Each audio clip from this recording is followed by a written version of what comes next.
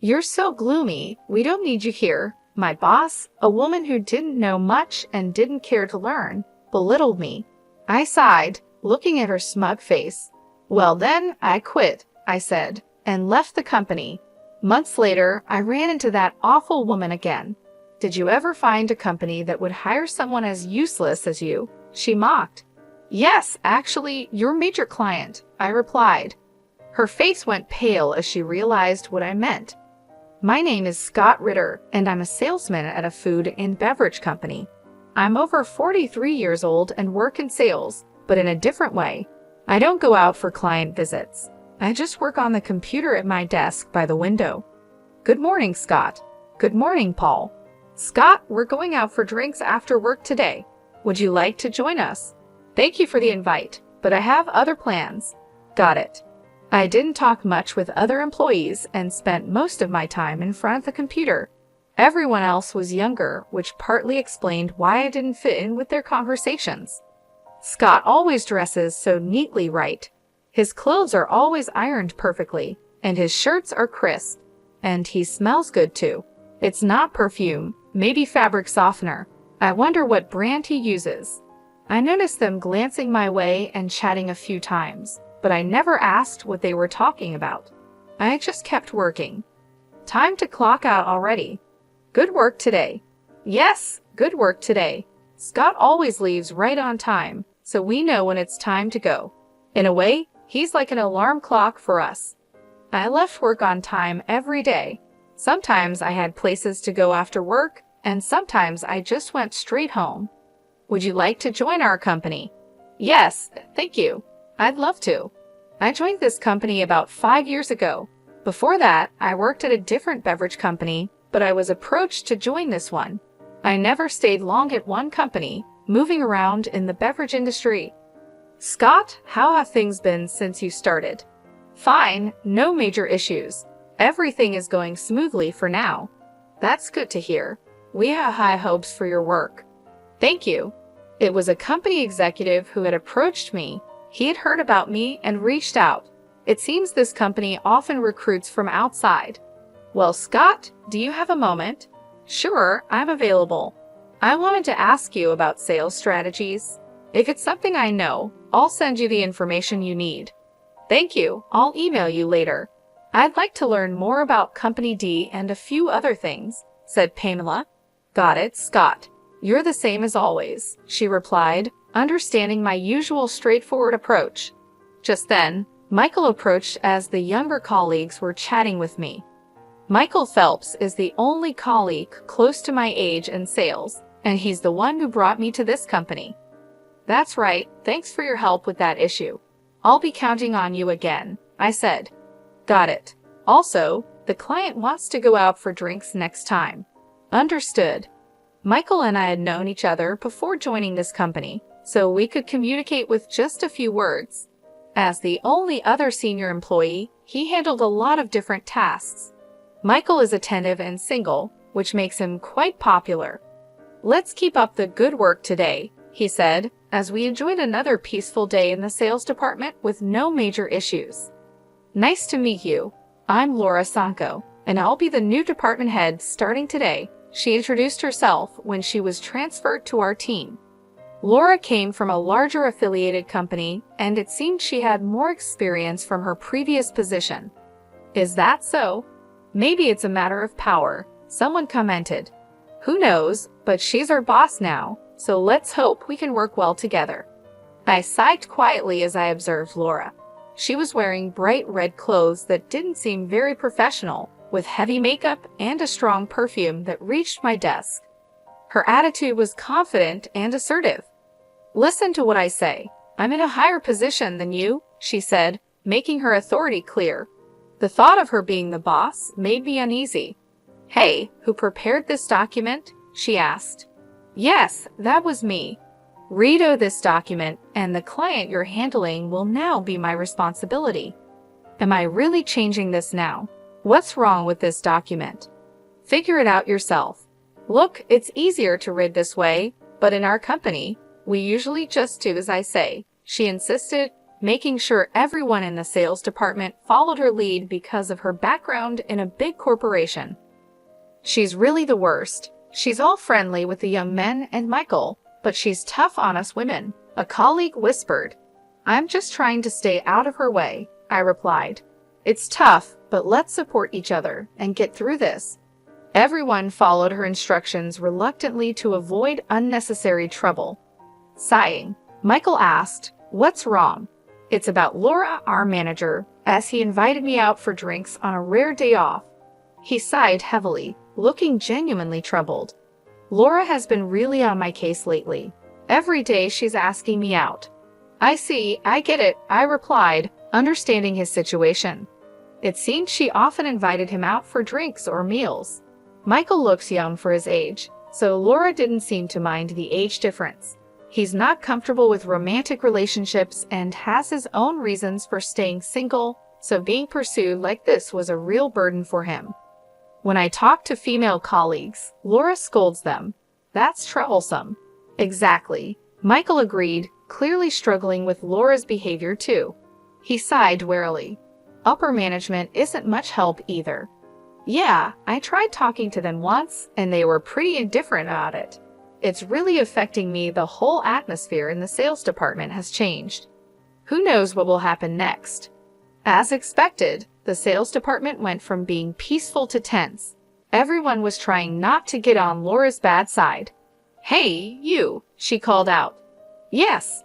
Don't just sit at your computer all day. Get out and work." "I am working though. I've told you to go out and visit your clients. Since I've been here, I haven't seen you leave the office even once. And yet, you're always dressed up." That's when Laura started targeting me. She glanced at my computer, clearly not understanding what I was doing. "You're not doing any work, are you?"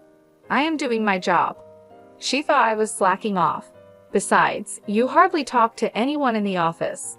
You just say hello and nothing more." "Everyone is busy, so I try not to disturb them," I explained, preferring to communicate through email and chat. That's also how I heard about her rumors and complaints. "Really, you're so gloomy. You're in sales, but you're glued to your computer, not going out for field work, not interacting with other staff. And you're always dressed in mismatched clothes, leaving right on time. Are you taking your job lightly?" Laura seemed to really dislike me, constantly picking on me and making snide remarks. "Scott, are you okay? Laura was hard on you today, right?" "I'm fine," I replied. "She's focused on me right now, so it's been easier for the rest of you. Let me know if you need anything. We're here to help." "Thank you, everyone." The sales staff noticed what was happening and showed their concern. They often intervened by saying things like, "There's work to do," or "A customer is here," to pull her away. Aside from Laura, I had good relationships with others. "What's with that manager? She complains about Scott leaving on time, but she leaves early too."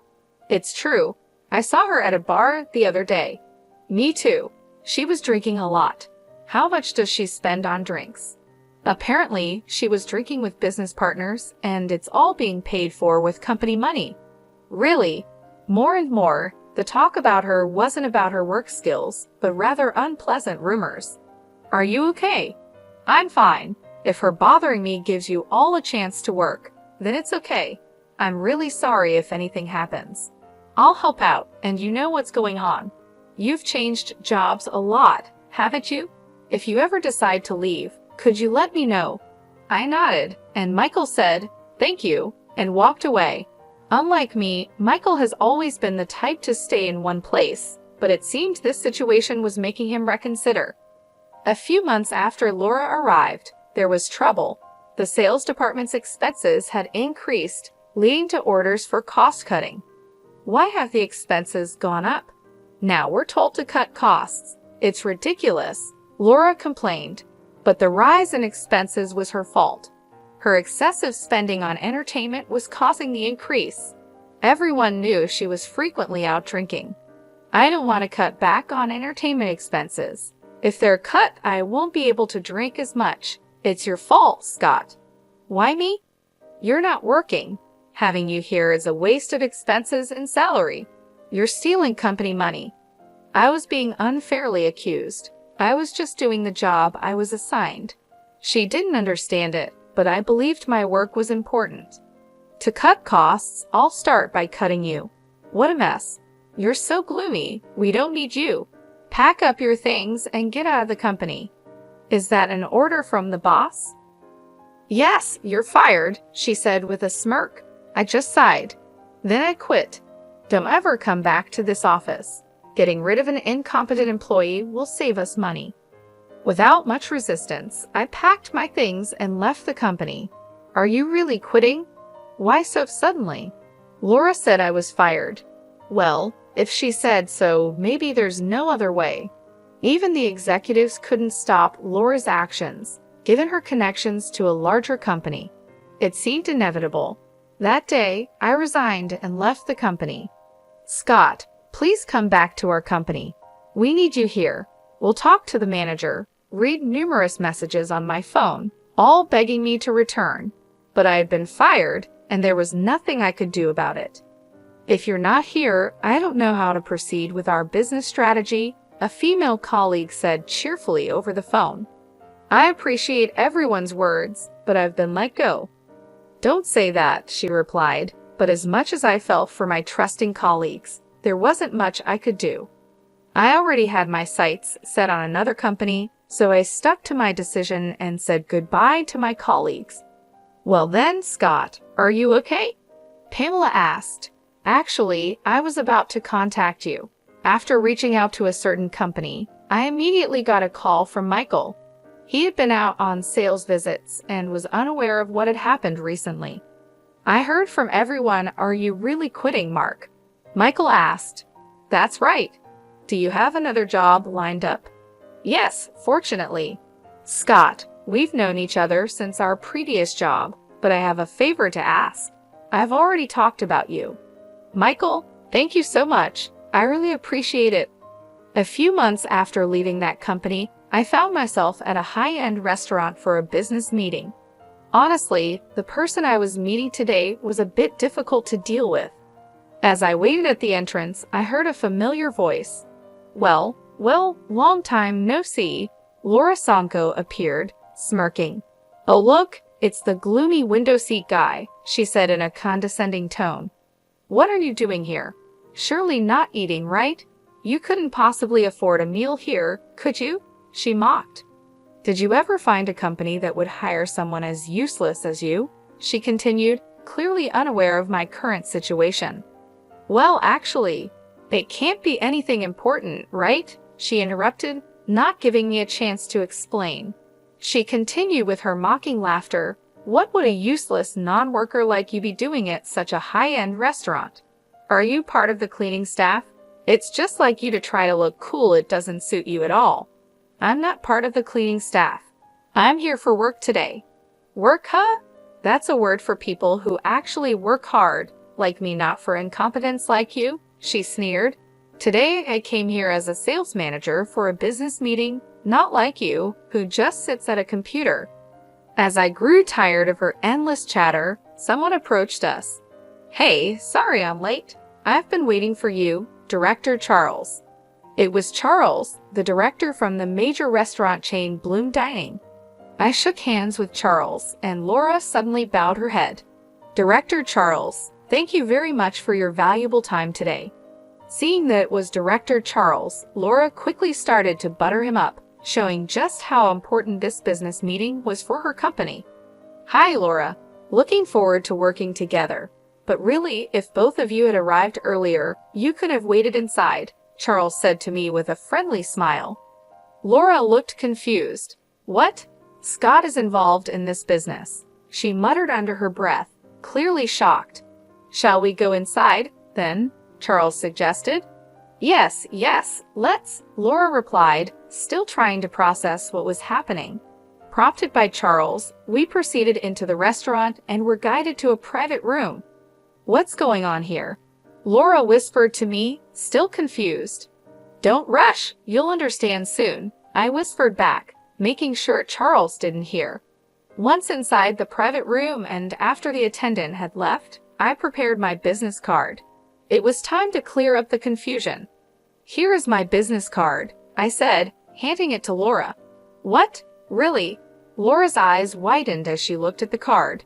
It read, "Scott Murphy, head of Bloom Dining Food Research Department. You asked earlier if there was a place that would hire me. Well, I was picked up by your major client," I said with a smile. Laura's face turned increasingly pale. After leaving that company, I had contacted Charles. I had known Charles for a while and had previously received an invitation from him. "I'm glad you joined us, Scott," Charles said. "Thank you. I look forward to working with you. The pleasure is ours. We're grateful to have someone with your talents join us. We'll be counting on you." "Yes, I'll do my best." So I joined Bloom Dining and took on the responsibilities entrusted to me. Just like in my previous company, my work was recognized, leading to a smooth promotion to my current position as the head of the department. "Is that really possible?" Laura mumbled, still in disbelief. "Is something the matter?" I asked. "No, it's nothing," she replied, shaking her head with a pale face. She couldn't believe that the person she had deemed incompetent and fired had now become the head of a department in a major corporation. "It can't be right. You are the incompetent, gloomy one." Laura was stunned. "What am I supposed to do now?" she whispered to herself.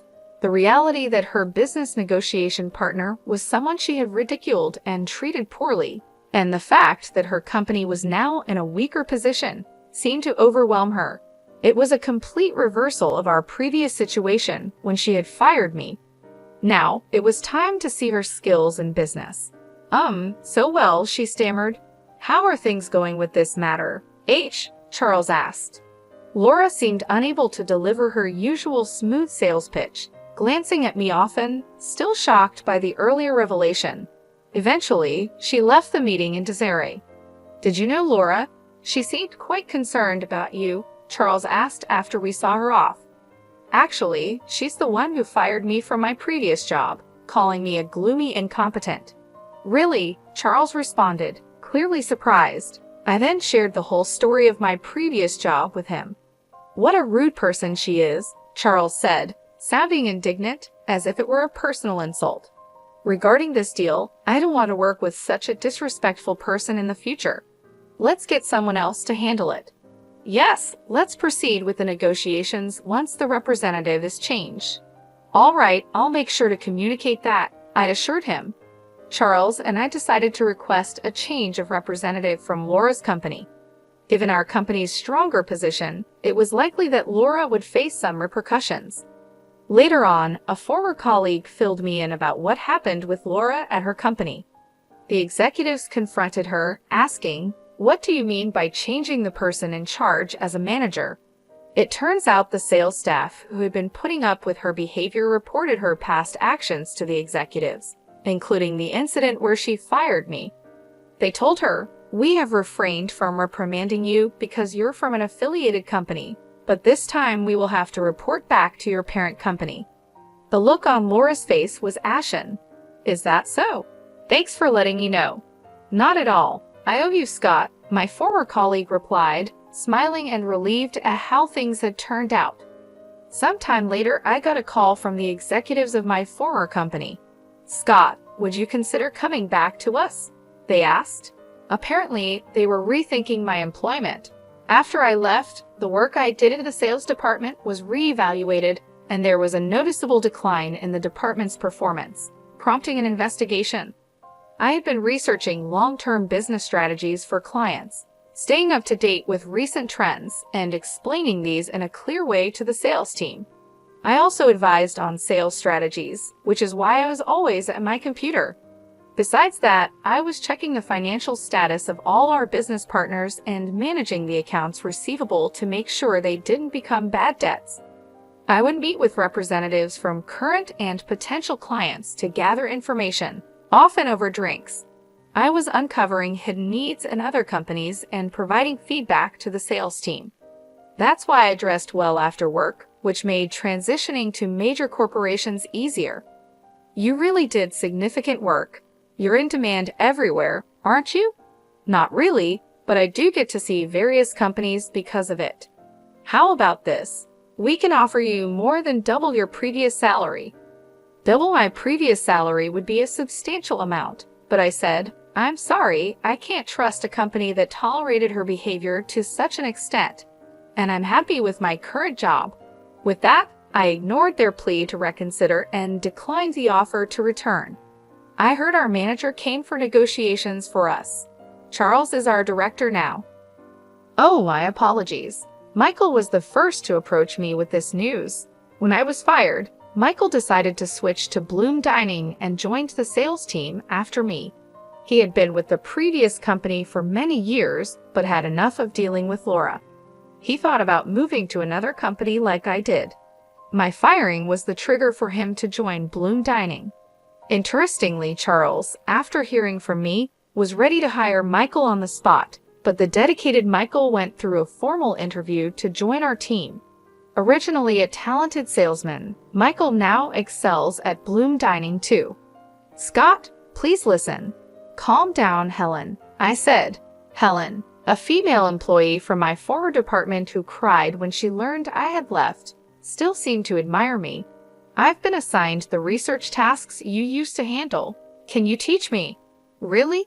Taking over the tasks from a company I left is, please, I really want to improve our sales. Despite my hesitation, I was moved by Helen's eagerness and decided to teach her. So this is how it works. Yes, that's how it works. Our relationship resembled that of a teacher and student due to the age difference. We're really like teacher and student. Yes, it would be something like this if I had a student. Thank you, Professor. Teach me too, Professor. Please don't call me that, Brian. When we met occasionally for lessons, another former colleague, Brian, wanted to join, eager to learn my sales techniques. I thought, with these two, that company will be okay.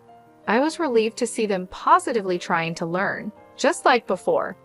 They could form a great team, much like Michael and I did in the past. As for Laura, she ended up returning to her original company as a regular employee. However, her lavish lifestyle and love for drinking couldn't be supported by her regular salary, so she secretly started working at nightclubs. But moonlighting was against her company's rules, and once they found out, she was fired. Now, Laura is struggling to attract clients because of her haughty attitude, and she isn't earning much. It's a sort of poetic justice, a case of cause and effect. I saw her looking rough in downtown recently. She caused a lot of trouble for others, so now it's her turn to face difficulties. Laura, who once fired me, now faces her own set of hardships. She wouldn't have thought this would happen back then. She even contacted me using the business card I gave her. Could you hire me at Bloom Dining? She asked. That's impossible. At least contact Michael, I told her. She contacted me too many times and was becoming a nuisance, so I passed her messages to Michael. He replied, I'm sorry, but I'm not interested in people like you, and frankly, I dislike you. Please don't contact me or my colleagues in the future. To be honest, I don't want to hear from you again. Michael clearly refused her, and after she kept trying to reach out to him, Michael contacted his lawyer. She was then placed under a restraining order and could no longer approach him. Being popular can be troublesome, but I never wanted this kind of attention. Michael and I had worked together at one of the companies during my job-hopping days. He had been engaged, but after his fiancée died in a car accident, he remained single. Since then, he understood the nature of my work and began relying on me. Now, he's thriving as a skilled senior in sales. Meanwhile, I'm grateful to be using my skills at Bloom Dining, where I conduct research with a more generous budget than before. Thanks to my efforts, Bloom Dining's default rate decreased significantly, and we were able to understand our clients' needs in more detail, leading to increased contract rates. It was definitely the right decision to bring you on board. You've made a significant difference, Charles said. I'm glad to be of service to the company. Everyone praises you. They said contracts became much easier to secure because you identify the needs so precisely. That's good to hear. I just did what I could. I'm really glad I joined this company. Meanwhile, back at my former company, I heard that Helen had taken over my research tasks and was doing a great job. Brian informed me her research skills are second only to yours, Scott. Is that so? She did learn quickly. When I was teaching her, I thought, I can't let her outdo me. Brian chuckled, feeling motivated by the competition. It seems they've become good motivators for each other, and their research efforts have helped stabilize the sales department. Helen is like Scott's student. Her methods are just like yours. And you, Michael, you've been teaching Brian, right? That's true. While I was teaching Helen, Michael also gave advice to Brian whenever he could. Looks like it's time for a generational shift. Maybe, but since we're at different companies, we'll stay rivals for a while longer. Indeed, we can't afford to lose. Flashy jobs are easily noticed from the outside, but the supportive roles behind the scenes are just as important for a company's growth. While some in sales secure contracts, it's the administrative staff who provide crucial support. Cleaners keep the office and common areas tidy, contributing to the overall function. An organization can grow because it has employees fulfilling various roles. It's often unclear who is doing what and how they contribute to the work. However, it's important to approach each role without prejudice and strive to understand the contribution of each member. Leaders, especially, should never forget this.